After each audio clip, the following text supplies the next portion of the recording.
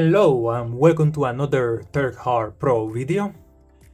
In this video, I'm doing an unboxing of the Galaxy A15.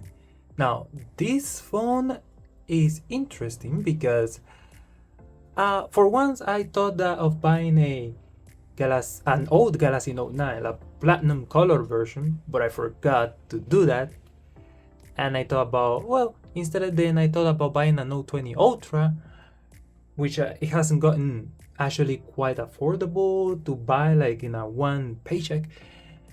But then I changed my mind because this phone is going to have a specific use.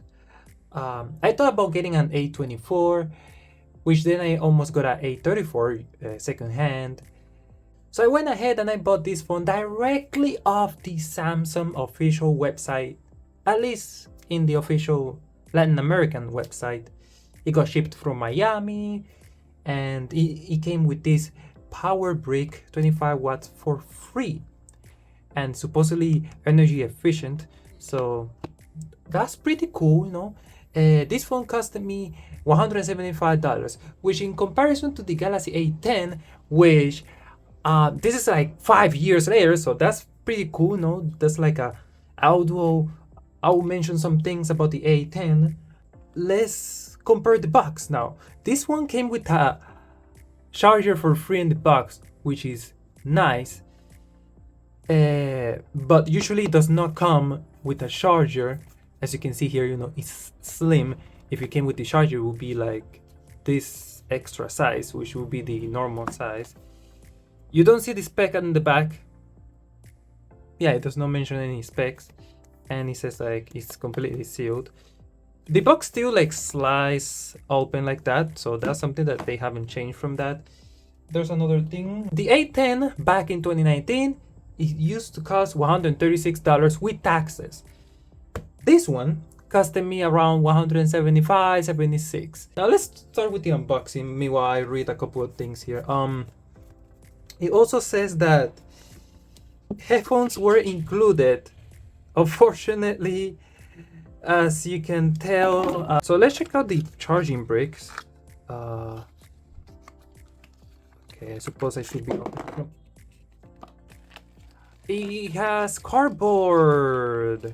Very cool. And what else? This is equipment name, case, dial, capacitor. Oh, that's actually pretty cool. Wow! This is like way smarter than the usual 25 watts super fast charging bricks. This is like, it's so, oh wow. This is crazy. This is actually crazy. Oh, that's cool. See. Ooh, it still comes with a very cool pamphlet, and I'm not going to break it. I know they leave it like this. Let's see. Oh, the cables, Type C to Type C, shorter than the usual one. The cable is just as short, but at least it's Type C to Type C instead of micro USB like 5 years ago on the lower end.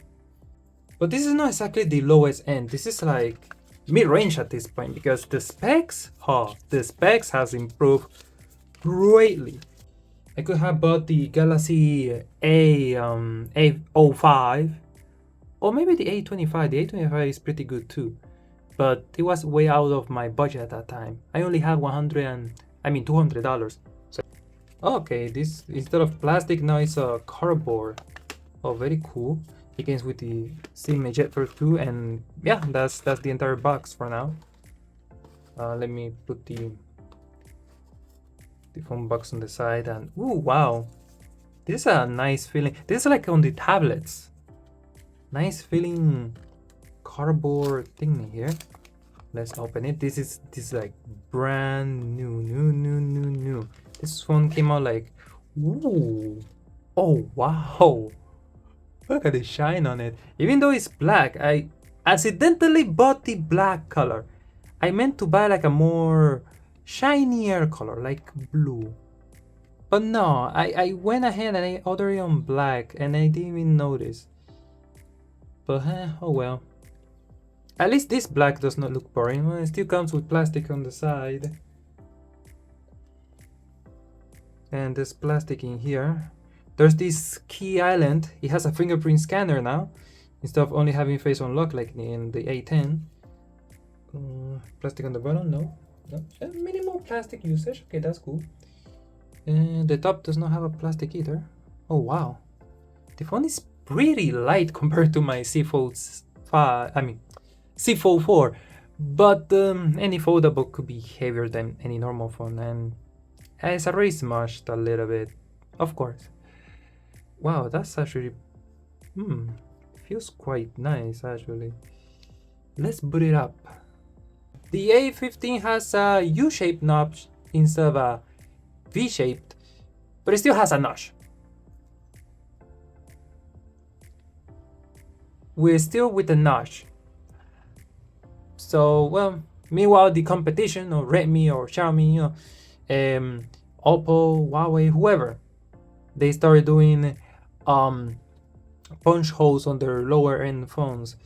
But Samsung wants to differentiate the lower end phones with the higher end phones. So the video cut out because my C Fold 4 came up with a notification saying, "Hey, configure your this basically came up on the phone, on the C Fold 4, but no, I'm not doing that now."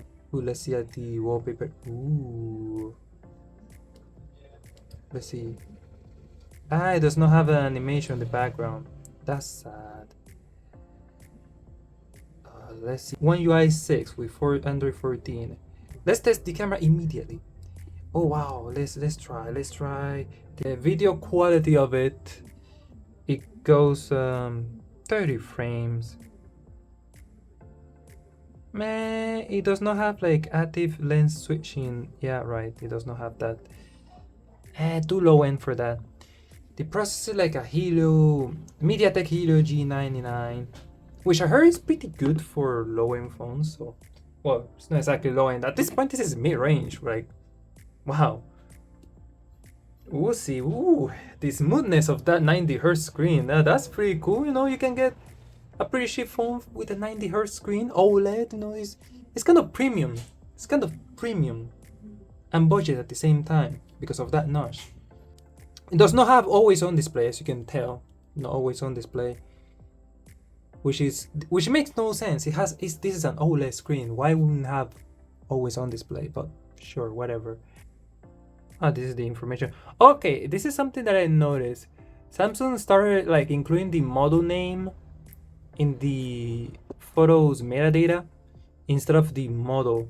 It says here the model, like the exact model like number. It does not feel as good as the A10. The A10 felt like with a unibody design, which I loved. Still with a single bottom firing speaker, but for now, this has been unboxing for Galaxy A15 4G, because there's a 5G version that's slightly better. But this one is not slouch either. It's actually pretty good phone so far. We'll have to see after I do review. Maybe I'll recommend it to some people. It's under $200. We'll see how much of a Samsung experience you get from that. So thank you for watching and have a great rest of the day.